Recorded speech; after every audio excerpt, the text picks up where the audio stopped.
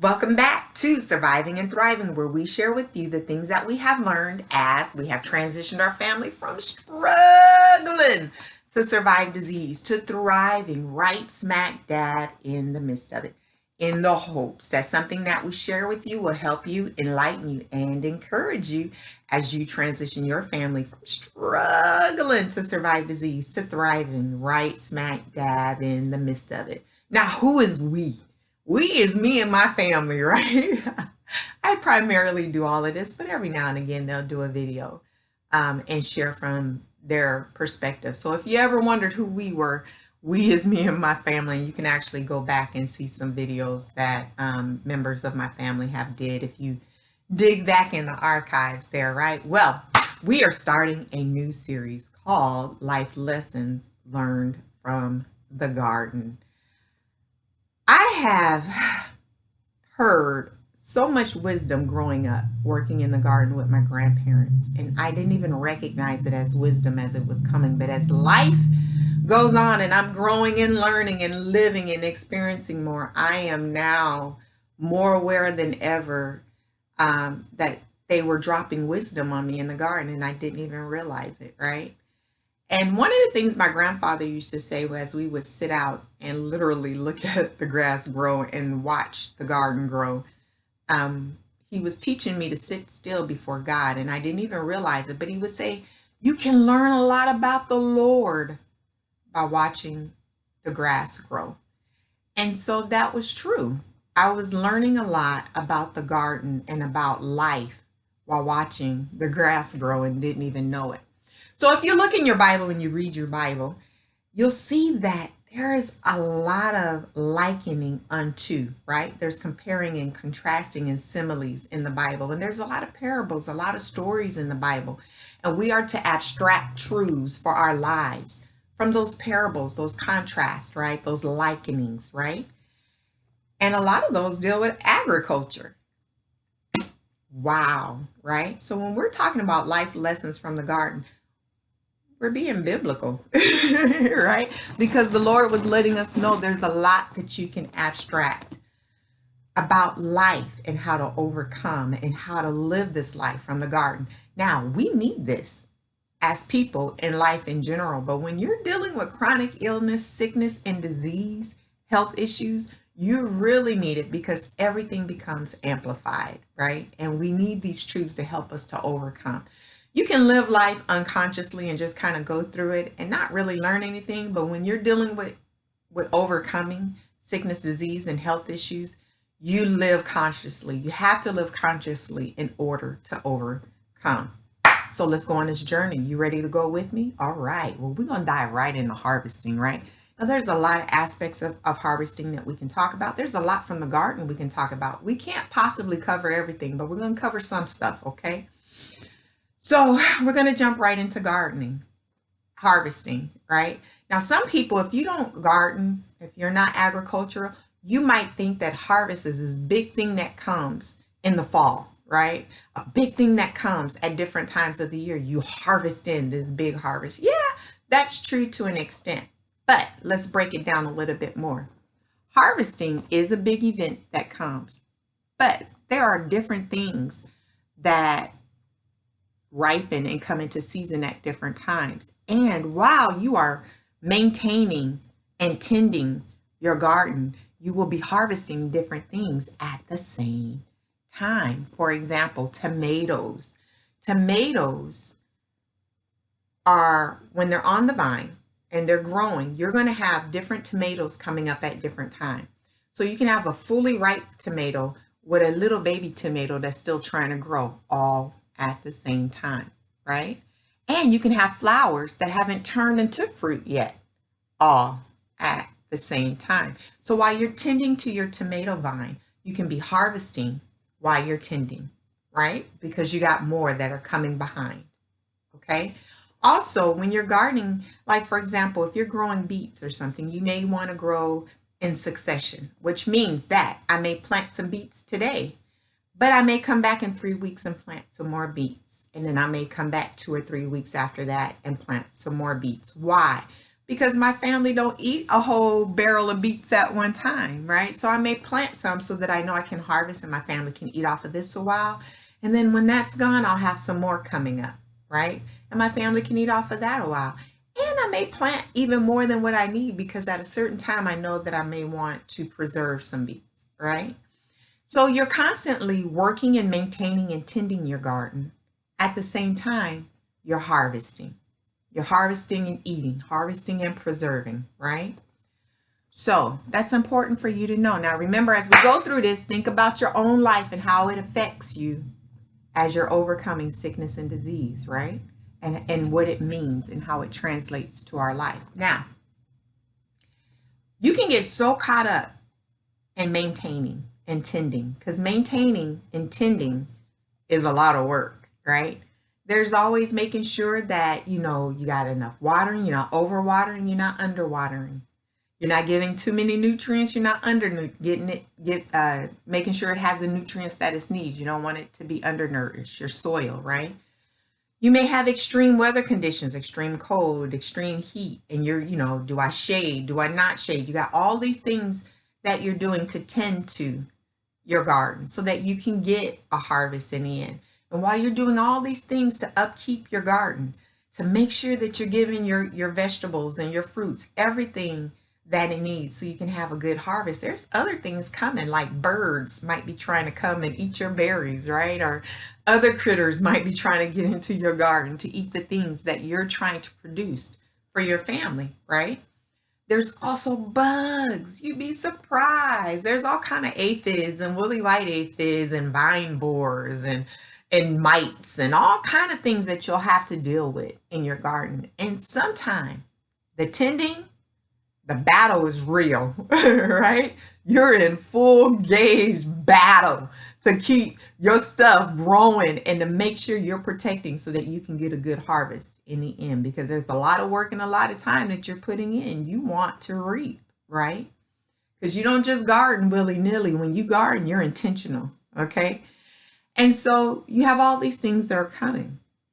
Well, sometimes what happens is you can get so caught up in the tending and the trying to get to that you can forget to harvest, and your fruit can die on the vine. You got to remember to harvest. Sometimes, especially if you're a newbie, you cannot recognize your harvest and overlook it. You may not know, it's time to pluck that watermelon. As you do it more, you'll know when a watermelon's ripe and when it's ready. And a lot of people say, oh, when the tendril dies off. That's not always the case, right? And so you cannot even recognize that your watermelon is ready to harvest, and you can let it die and rot on the vine. Another thing that can happen is you can get so caught up in the fight of tending, right, and maintaining and trying to get to a place of harvest. When it comes time to harvest, you see it's time to harvest, but you're tired. You're too tired to go and reap it in, right? These are real things, you all, that happen in the garden, right? How does that apply to us? Oh, Lordy, Lordy, Lordy, right? Our harvest can be health, could be quality of life, could be staying out of the hospital, right? Can be not having a flare up. You pick what you want your harvest to be, right? And there's so much that we do to try to get to our harvest, get to where we got that strength and that energy, and we're maintaining and we're up more than we are down. That's a harvest, right? And sometimes we're so busy in the fight of trying to do what we can do to maintain and to keep on going so that we can get to the place that we're trying to get to. You can get caught up in all these medications and herbs and all these different treatments and all these different therapies. You can get so caught up in all of that stuff that you don't even recognize that you have a harvest. What do I mean by that? You can get so caught up in exercise and caught up in all these things that you don't even realize you've been out of the hospital for 2 years, that you ain't been hospitalized. You can get so caught up in the battle and in the fight of doing all these things and trying to put out all these little fires that come up that you don't even recognize that you're doing better that you've been doing in a long time. Yeah, you're going through some stuff. Yeah, it ain't been easy, but you're doing good. You've accomplished more than you've accomplished in a long time because you're so caught up in the fight that you don't even recognize that you got some celebrating to do, that you actually have some victories. Sometimes you can get so caught up, right? Looking for the big thing that you overlook the little things, your little victories. And you cannot put a value on them little victories. But I'm here to tell you, it take a lot of them little victories to help you to get to some of them big victories, right? Sometimes you can get so caught up in the doing and the being and the fighting and the maintaining and the trying, right? That it can come time for you to reap in and you exhausted. You don't want to do that next step that's going to take you over the top. You're so tired and wore out physically, spiritually, mentally, emotionally, that you just don't have it. You don't even have it in you to celebrate. Yeah, I made it, but I'm tired, right? So here's some lessons from the garden, y'all. Life lessons that we can abstract from the garden. Don't overlook your harvest.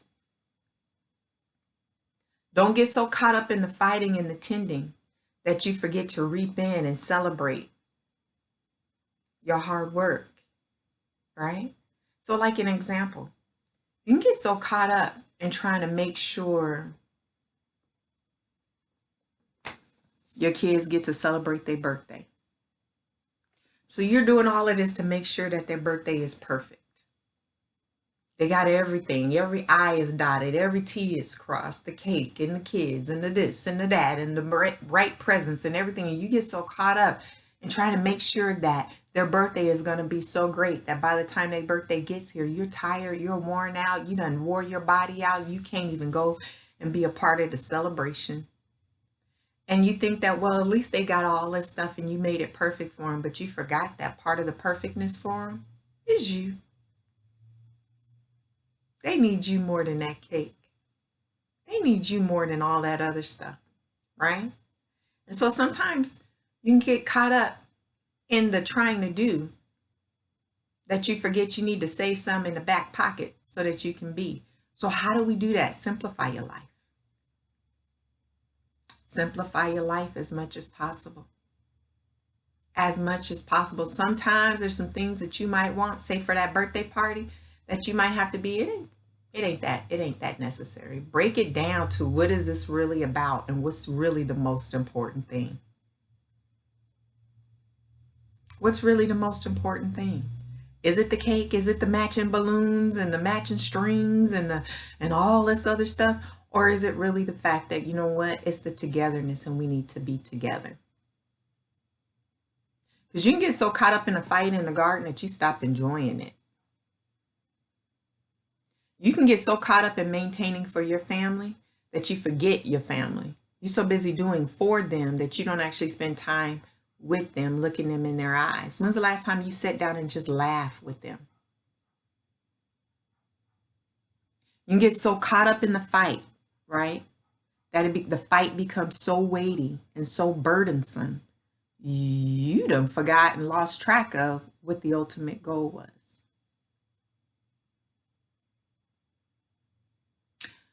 Part of that too is that you need to realize there's a lot of things that come and try to steal your harvest. Right? Remember we're talking about all them bugs that come and the birds that come and you're putting up netting trying to get them out your berry patches and all that kind of stuff. Right?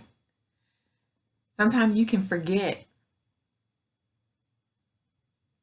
that there's things that come to try to steal your harvest. So when you have a setback, don't get so discouraged. Just recognize it's a setback, but it ain't stealing your harvest. So when you're going along and things are happening and things are popping up here and there, don't let that distract you and make you think that it's your harvest is no longer there. You still got a harvest, right? You still got berries. You might have to stop the birds from eating all of them, but some of them is for you too, right? There are some people that, you know what, they know that everybody have different strategies in gardening. Some people say that, well, I know that the birds is going to get this amount. So I plant enough. I got enough trees, right? I got enough bushes, right? That if the birds get this amount of the grapes, it's okay because I only really want this much. So when they plant and they grow with the birds in mind. So sometimes when we're going along and we're going for something, we need to go with it knowing that there are going to be things that come at us that try to distract us and take away from us so we can't get to what we're trying to get to. So when you know that, you can plan for that, right?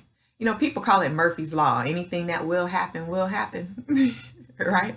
Sometimes you got to plan for it. It's called incidental accidentals and uh-oh-adentals, right? You kind of got to plan for them. You don't just plan for everything to be just right on the money. It's kind of like you have a party. Everybody wants you to RSVP. And then you plan for just how many people that RSVP. You have got to know. Some of the people that RSVP ain't coming. And some of the people who didn't RSVP, they showing up. And they bringing folks with them. You kind of got to plan for that. Likewise in our life and in our health. We got to plan for those things that we expect and those things that we don't expect. And how do you plan for that? Well, there's some things that you can do and some things you can't do. So like in the example of the party, right?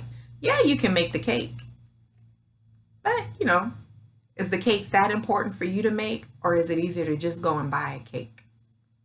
Just so you can save that energy and strength so that you can be present. All present and accounted for at the party, right? I'm going to throw this at you and then we're going to get up out of here, okay? When you have harvest, it's kind of like Henny Penny. Remember the story of Henny Penny? She planted this. She was planting some seed. Nobody wanted to help with the seed. Nobody wanted to help tend the seed, right? That's it, yeah. Nobody wanted to help tend the seed. But when it came time to grind the seed, nobody wanted to help grind the seed. But when she got ready to bake the bread, nobody wanted to help her bake the bread. But when the smell of the bread and the aroma of the bread went flying around in the air and everybody smelled it, all them noses was like, right? And everybody wanted some of that bread. But what did she say? She said, you didn't help me long in this process. So what makes you think you're entitled to my harvest now? What makes you think you should be able to eat my bread now? A lot of people will sit back and they'll have something to say about everything that you're doing. But when you reap in your harvest, they're going to be there with their hand out. Everybody going to want some of your harvest. I know people that will call you up and let you know somebody got a harvest. You better get in line and get you some. Who are you to go around telling people to take somebody else's harvest? I'm for real. I got family members that will call you up and tell you that somebody came into some money. You better call over there and get in line and get you some. That's their money. That ain't yours. And people will get mad at you because they feel like they are entitled to your harvest. One thing I learned is that, yeah, it is true. When you come up, it's good to hold the door open and allow some other people to come up. But if you always holding the door open, then you ain't gonna go nowhere else. You done producing. You got to keep on going, baby. And everybody ain't supposed to walk through the door. So it's not your job to keep the door open for everybody. And just because you made it through, right, doesn't mean that now everybody else get to come through and they ain't got to do no work to get through. Yeah, I might have trailblazed and opened up some doors and kicked through some doors and God has allowed me to get somewhere. But it does not mean that now that I've done it, I got to lay it out for you. You don't cast your pearls before swine. Everybody ain't to come through that door. Just thought I'd throw that out there for you, right? Also, you need to be aware of that, some people will buy you a packet of seed. It only costs $2. And they'll think because they gave you a packet of seed that now they entitled to all your harvest. And they can come and just pick out your garden whenever they want to. $2 ain't nothing. Don't let somebody overvalue what they do for you. Because that getting up and watering before day and fighting all them bugs and fighting the heat and fighting the cold and all the stuff that you got to buy and all the things that you got to do to maintain that garden, $2 don't give somebody access to come in and just take what they want when they want it. And people will think that. So either A, don't accept the packet, or two, you got to be able to be strong enough to say that just because you gave me a $2 packet don't entitle you to my full harvest. Now I'm talking double here. You better hear me. Okay, this is real life, real world stuff. Alrighty? And people will give you a $2 packet of seed just based upon your potential in the hopes that it'll put a hold on you for the rest of your life. And if somebody gives you a $2 pack of seed and 10 years later they still thinking that you owe them because of that $2 pack of seed, you need to cut them off and let them go. Let me tell you something. The Bible said, freely you have been given. Freely you give. When he sent out the disciples, when he sent out the 70, what did he tell them? Freely, right? You have been given. Freely you give. Anybody who feels like they need to put a lockdown on you and anything that you get in life because they done gave you a $2 pack of seed, they don't understand freely that they were given. You need to mark them, whom it may concern.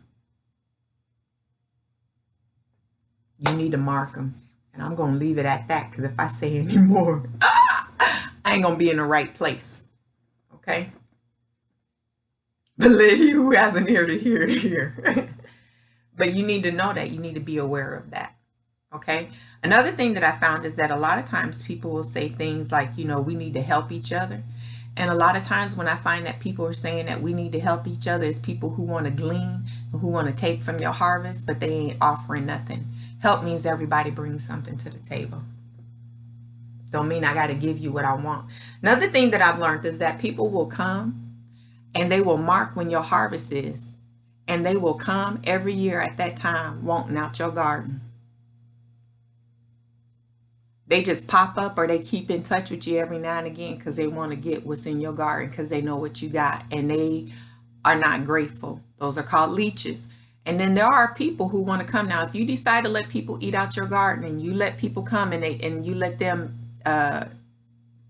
harvest on their own what they want, know that they will jack up your stuff. They will come and cut your trees and damage your trees because they don't know what they're doing and all they want is what they want.